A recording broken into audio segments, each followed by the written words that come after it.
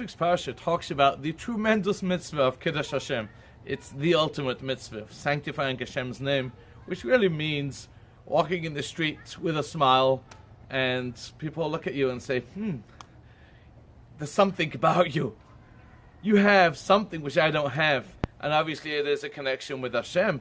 And to show the world how beautiful it is to live with Hashem, that's a Kiddush Hashem. Sometimes the mitzvah of Kiddush Hashem also means to actually give away your life for Hashem.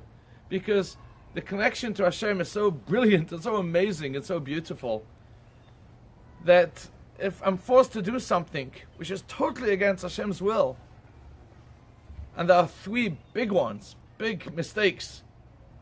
As the Gemara says, if you're told to serve idols, or murder, or adultery, then that's when you have to kill yourself for Hashem.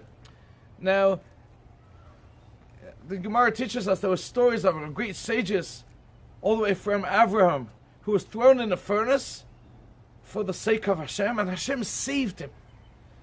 So Rashi teaches us here that although sometimes, unfortunately, you'll have to be thrown in the fire for God's name, but don't expect to be saved.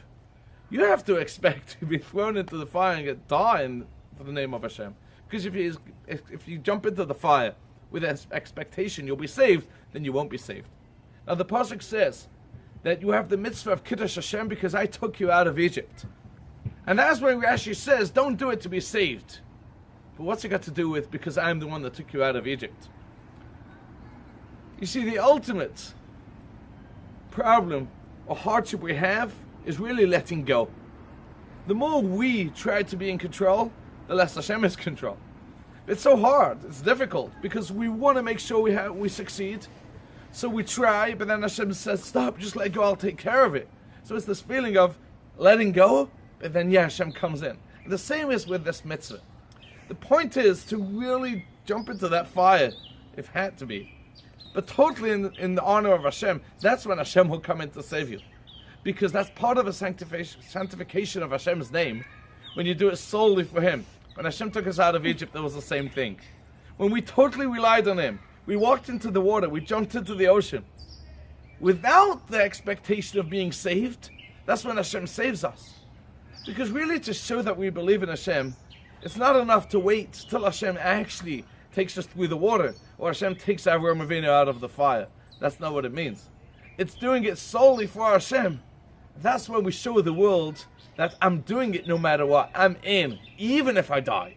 That's the only way we can sanctify Hashem's name. Not just if Hashem saves us. If we show the world that it's worth to die, then Hashem says it's worth to live. But if we're afraid to jump in only if you'll save me, you're not really sanctifying Hashem's name.